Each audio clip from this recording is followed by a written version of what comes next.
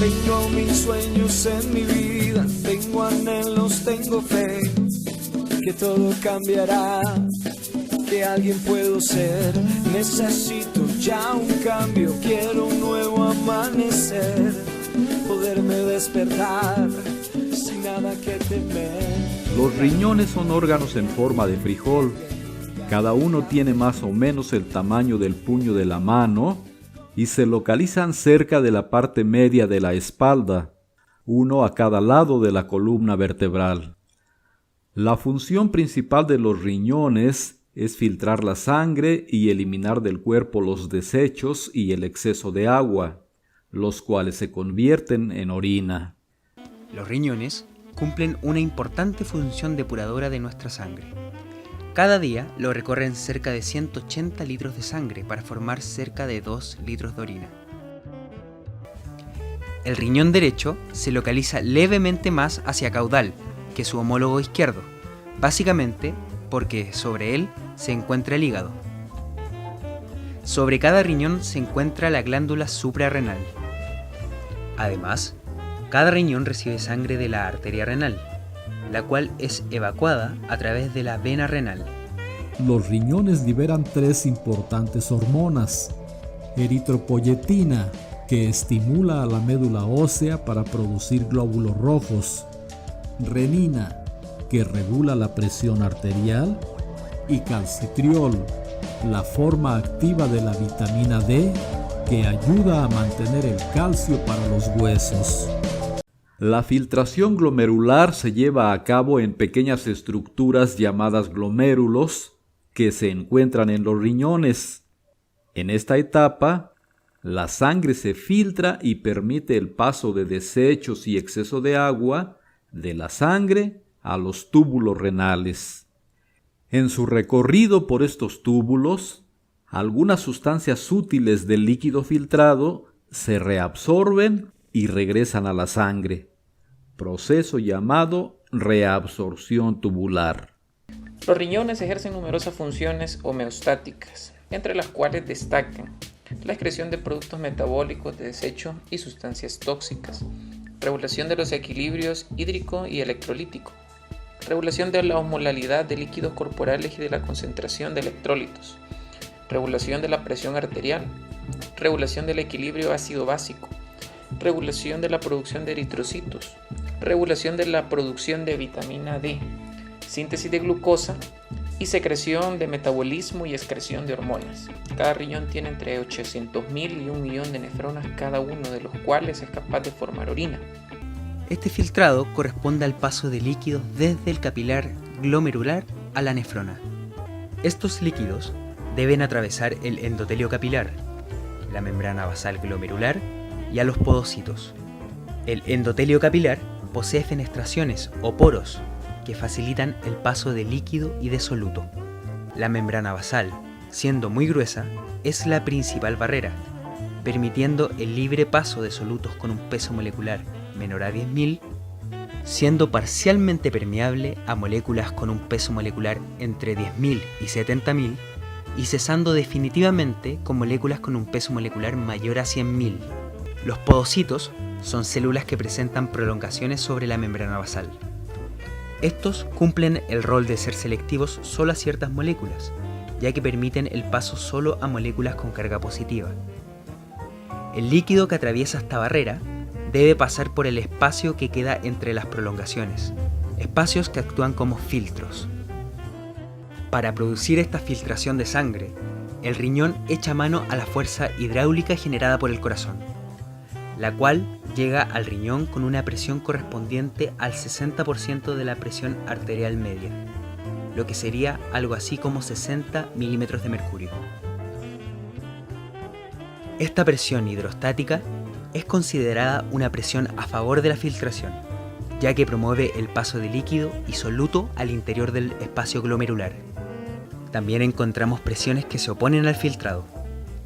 Estas son la presión hidrostática dentro del espacio glomerular y la presión coloidosmótica del espacio glomerular. La presión coloidosmótica corresponde a la presión generada por las proteínas en una solución y por lo tanto genera una atracción de líquido. Es importante destacar el riego sanguíneo de los riñones, que normalmente es alrededor del 22% del gasto cardíaco, aproximadamente 1100 ml minuto en un hombre de 70 kilogramos.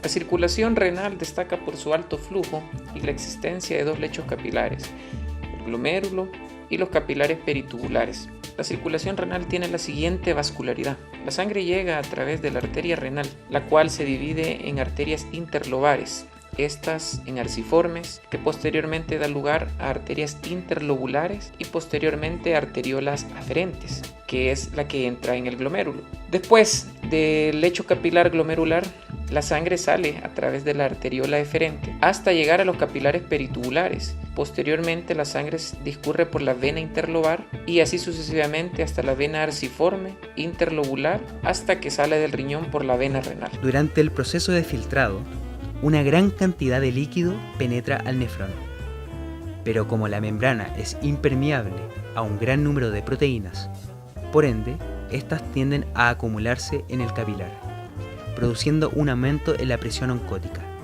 lo que se traduce en un aumento en la atracción de agua y pasa a considerarse una fuerza de oposición al filtrado.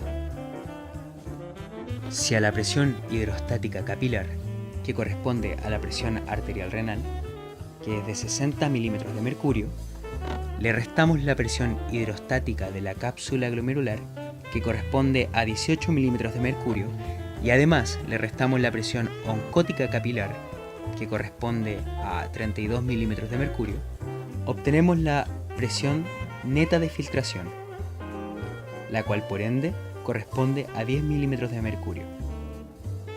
Presión más que suficiente para producir el filtrado de 180 litros de sangre al día y producir 2 litros de orina. Luego de atravesar la membrana glomerular, el líquido con sus solutos recorre un intrincado camino antes de terminar en la vejiga en forma de orina. El porcentaje de líquido que logra atravesar la membrana glomerular corresponde a la fracción de filtrado.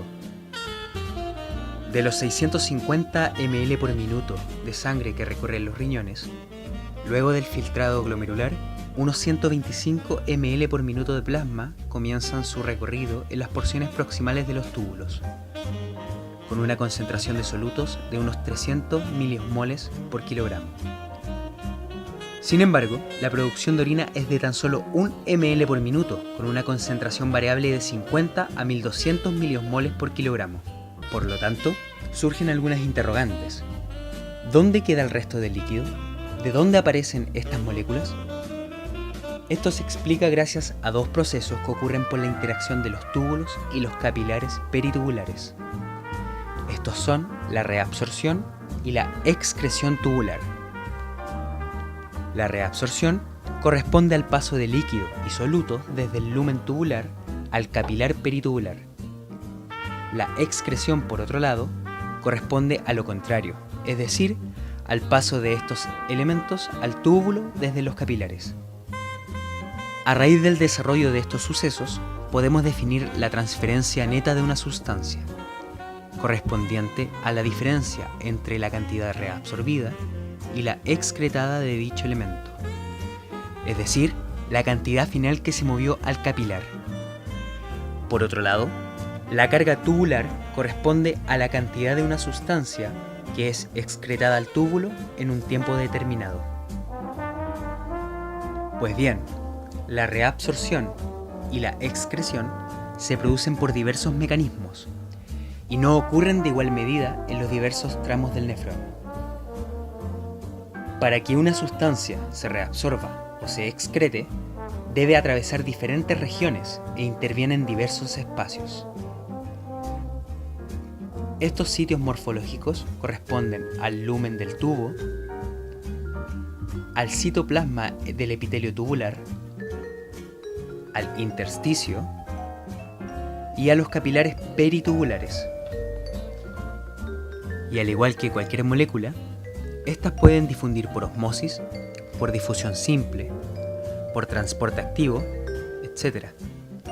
Las moléculas que se transporten de forma facilitada, es decir, que requieran un canal proteico y además que se transporten de forma activa, por lo tanto con gasto de ATP, van a estar supeditadas a un tope de su difusión, es decir, a un paso limitado por la membrana dependiendo de su concentración. Esto debido a que los canales, en concentraciones elevadas de soluto, tienden a saturarse. Esto determina un transporte máximo tubular. Estos movimientos moleculares de reabsorción y de excreción, como mencionaba anteriormente, no ocurren en igual medida en los distintos tramos del nefrón. En el túbulo proximal se produce un intenso proceso de reabsorción.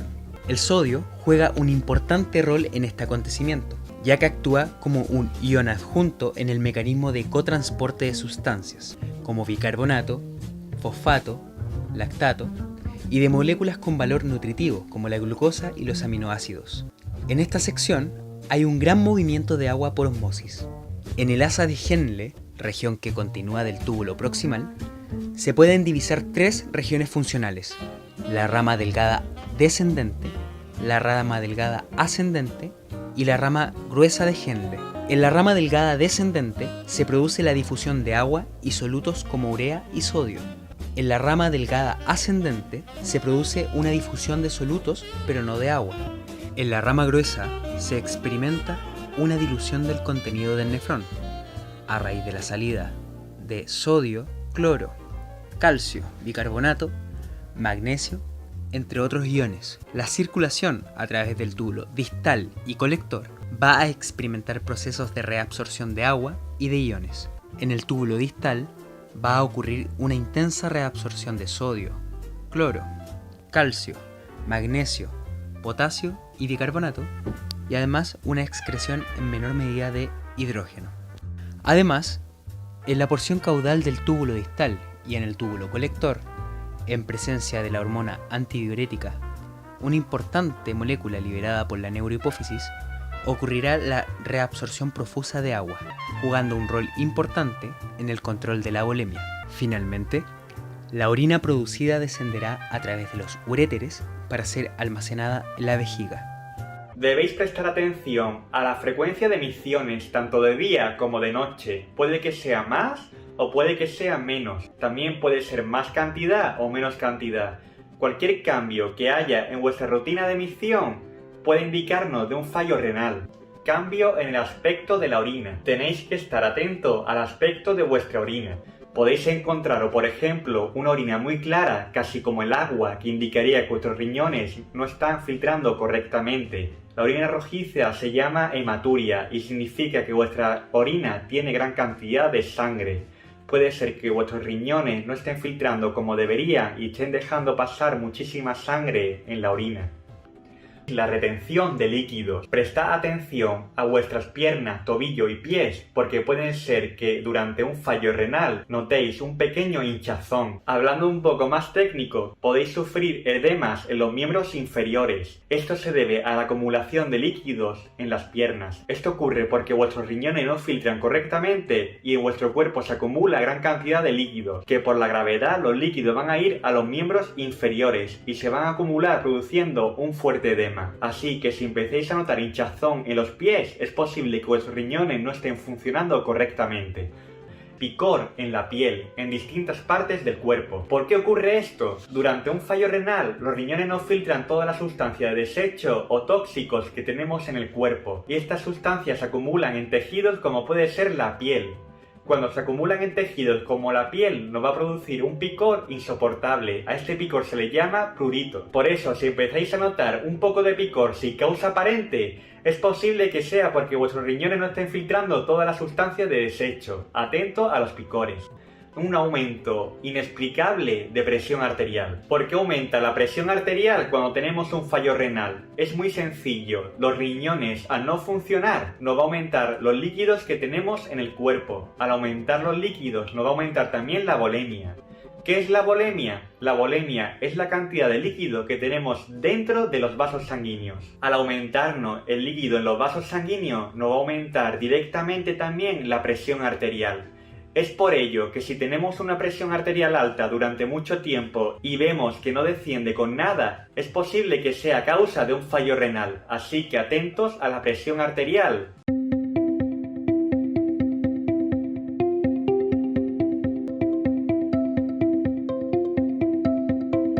Los cálculos o piedras en los riñones son una de las causas más frecuentes de consulta a urología y las causas más frecuentes de consulta en urgencias. Es una de las primeras 10 causas de consulta en urgencias, son frecuentes tanto en hombres como en mujeres y en niños. Principalmente se da por la baja ingesta de líquidos, es la causa más importante, la gente no se hidrata lo suficiente.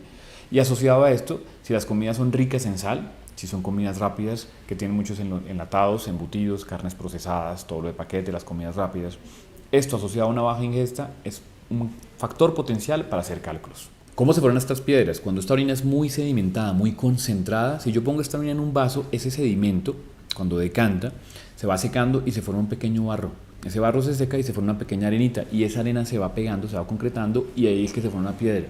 Así es que se forman los cálculos. De ahí la importancia de mantener la orina lo más clara posible. Otra cosa que ayuda mucho son los cítricos. Jugo de naranja, de mandarina y limonada, porque alteran el pH y evitan que estos cristales pequeñitos se vayan agregando y se vayan adhiriendo entre sí. Si no se tratan a tiempo, pueden dañar la función de los riñones. El dolor que producen, la limitación en la calidad de vida es tal que el paciente se siente muy enfermo, es uno de los dolores más fuertes que existen, el cólico renal, que el paciente llega a urgencias literalmente doblado del dolor, porque el cálculo lo que hace es que esta piedra, cuando baja y obstruye la salida de la orina, genera una dilatación del riñón que produce uno de los dolores más fuertes que hay. Cuando los cálculos son pequeños, usualmente menores de 6 milímetros, consideramos que pueden pasar por el conducto que lleva la orina del riñón a la vejiga y salir espontáneamente. Pero si son mayores a este tamaño, es difícil que salgan y van a requerir algún tipo de procedimiento, que usualmente es un procedimiento quirúrgico endoscópico, donde lo que hacemos es con anestesia general, entramos a través de la uretra, llegamos a la vejiga y subimos por este conducto a buscar el cálculo para romperlo, ya sea con algún método de fragmentación como láser o algún tipo de litotripsia neumática para fragmentar el cálculo y sacar estos fragmentos de la piedra y destapar la vía urinaria. Si hay cálculos más grandes pueden requerir otro tipo de procedimientos como son la litotripsia extracorpórea, que son unas ondas de choque dirigidas para romper el cálculo, o una nefrolitotomía percutánea donde entramos a través de la zona lumbar hasta el riñón y rompemos estas grandes calcificaciones, grandes masas litiásicas para sacar los fragmentos. La ventaja de técnicas nuevas como esa es que son cirugías mínimamente invasivas, sin ningún tipo de herida en el paciente, sino endoscópicas. Muchas de ellas ambulatorias, el paciente se opera y se va para la casa el mismo día del procedimiento. Y es una cirugía con anestesia general, entramos a través de la uretra, llegamos a la vejiga, estando en la vejiga subimos por el conducto que lleva la orina hasta el riñón y llegamos con un equipo especial muy fino, flexible, en el cual navegamos dentro del riñón, buscamos los sitios donde están las piedras, pasamos alguna canastilla, los movemos del sitio y a través de ese equipo pasamos una fibra de láser y lo pulverizamos completamente. ¿Cuáles son las recomendaciones más importantes para evitar que estos cálculos se formen o en las personas que ya han tenido para evitar que recurran? Porque esta es otra cosa importante, que los cálculos tienden a recurrir. No es que una persona diga tuve cálculos una vez en mi vida, no, usualmente dice tuve cálculos hace 5 años o hace 3 y está teniendo repetidamente episodios de cálculos que lo hacen consultar a urgencias. Primero, la hidratación es lo más importante. Y no es que me tomo 8 o 10 vasos, sino cómo está la orina. Que la orina esté lo más parecida al agua, lo más transparente. Entonces, cuando esté en clima cálido, cuando esté haciendo algún tipo de ejercicio, en el gimnasio, actividad física, cuando esté sudando mucho, entonces es el momento en que va al baño y ve cómo está la orina. La orina tiene que ser lo más parecida al agua. Si la orina es muy turbia, muy concentrada, este es un factor de riesgo que nos dice que la persona no se está hidratando bien y ahí pueden venir cálculos. Segundo, bajo en sal. Es fundamental que consuman bajo en sal. Y no solamente la sal que le ponen a la comida, sino lo que tiene mucha sal. ¿Qué tiene mucha sal? El pan, comidas rápidas, pizza, perro caliente, papas fritas, hamburguesa, todos los enlatados, embutidos, carnes procesadas, maní con sal. Tercero, bajo consumo en bebidas gaseosas, especialmente las gaseosas negras. Influyen. Y una recomendación importante, los lácteos, hoy en día sabemos que los lácteos no tienen un factor de riesgo en la formación de cálculos. Salvo el queso costeño, que es un poco salado, el resto de los demás no tienen. Entonces la persona puede tener una ingesta normal en lácteos. Dentro de la medicina tradicional china se conoce el Ganoderma como el rey de los hongos y tradicionalmente se ha utilizado como un medicamento adaptógeno. El Ganoderma está lleno de nutrientes importantes, más específicamente antioxidantes, betaglucanos y aminoácidos. Los investigadores creen de que uno de los componentes más beneficiosos de este hongo son sus polisacáridos, sustancias inmunomoduladoras que tienen capacidades antitumorales y protegen el ADN de nuestras células, bloqueando las mutaciones y conservando nuestras células sanas en el cuerpo. La adherencia de estas células a las paredes de los vasos sanguíneos, impidiendo así que se forme una acumulación de placas. Y esto obviamente ayuda a mejorar la circulación sanguínea y mantener una buena presión arterial saludable, permitiendo a que el cuerpo elimine nuestras toxinas y bacterias de manera eficiente. Otros estudios han visto de que el hongo puede también ayudar a proteger nuestro sistema endocrino, el sistema responsable de controlar nuestras glándulas y también responsable por la producción de hormonas para todo el cuerpo. Y vuelvo a recalcar, ¿por qué es esto tan importante? Bueno, simplemente porque ejercer una función correcta sobre nuestro sistema hormonal tiene un efecto directo en el metabolismo. Buena fuente de vitamina D. La mayoría de las personas hoy en día carecen de suficiente vitamina D simplemente porque el trabajo moderno, nuestro trabajo diario, exige que permanezcamos mucho tiempo sentados dentro de una oficina sin una exposición saludable al sol. La vitamina D funciona como una hormona que eleva nuestro estado de ánimo, mantiene nuestros huesos sanos y fuertes y sea posible. Aumenta la función inmunológica. Este es probablemente uno de los beneficios mejor conocidos del Ganoderma, su capacidad para mejorar nuestra función inmunológica. Según una extensa investigación, estos hongos contienen una gran variedad de moléculas bioactivas que tienen propiedades antivirales, antiinflamatorias y habilidades antioxidantes. La ingesta de hongos, que contiene obviamente vitaminas, minerales, enzimas, mejora la capacidad de nuestras células inmunes para inhibir los virus y las bacterias y disminuir la severidad de la enfermedad en aquellas personas que ya están enfermas. Por ejemplo, en algunos estudios se han demostrado aumentar la producción de linfocitos B y T, que son células inmunológicas importantes y ayudan a controlar la respuesta del que tiene el cuerpo a ciertos patógenos, incluyendo las bacterias, virus, toxinas y otras sustancias. Este es solo el comienzo de una gran cantidad de beneficios para la salud que la investigación científica tiene por descubrir. Hola, mi nombre es Julián Fernández, soy médico especializado en medicina interna y nefrología y hoy tengo la oportunidad de hablarte de nuestro producto, el Ganoderma Lucidum, que gracias a un regalo de la naturaleza y a los más de 30 años de investigación de Mr. Leao Sun Sen nos dio a entender por qué nuestro cuerpo deben consumir los productos de Ganoderma Lucidum. El Ganoderma Lucidum tiene muchísima evidencia en enfermedad renal, aparte de los estudios científicos. Hay mucha evidencia en revistas médicas importantes como lo son PubMed, en donde hay más de 1.300 estudios de Ganoderma Lucidum, Cochrane, en donde hay más de 400 estudios científicos, y New England Journal of Medicine, que son revistas que a nosotros como profesionales de la salud nos da mucha tranquilidad poder recomendar este hongo a cualquier persona. Quiero transmitirle una información sobre por qué el Ganoderma Lucidum funciona en tu cuerpo. Es importante entender que hoy nuestro cuerpo está expuesto a muchos tóxicos que lo afectan y van produciendo enfermedades. Entre ellos, el medio ambiente cada vez más contaminado, el agua contaminada, alimentos procesados, el mismo estrés, los mismos rayos ultravioleta que hacen que en tu cuerpo se produzcan de una manera aumentada unas sustancias que se llaman radicales libres. ¿Qué produce esta acumulación de radicales libres? Lo que se llama oxidación, haciendo que las células de tu cuerpo comiencen a disfuncionar. ¿Qué evita esta acumulación de radicales libres en tu cuerpo? Los antioxidantes, que lo tienen muchas sustancias en la naturaleza, las verduras, las frutas, pero la estructura en la naturaleza que tiene más antioxidantes es el Ganoderma Lucidum. El Ganoderma Lucidum tiene el contenido de antioxidantes más alto que cualquier otra sustancia en la naturaleza. Y en nuestro producto de Ganoderma Lucidum de GanoExcel tenemos la oportunidad de tener el extracto hidrosoluble con toda la cantidad de antioxidantes que nos brinda la naturaleza. Por eso es importante que entendamos el poder que tenemos al consumir los productos de GanoExcel. Pero ¿cuál fue la ventaja de GanoExcel?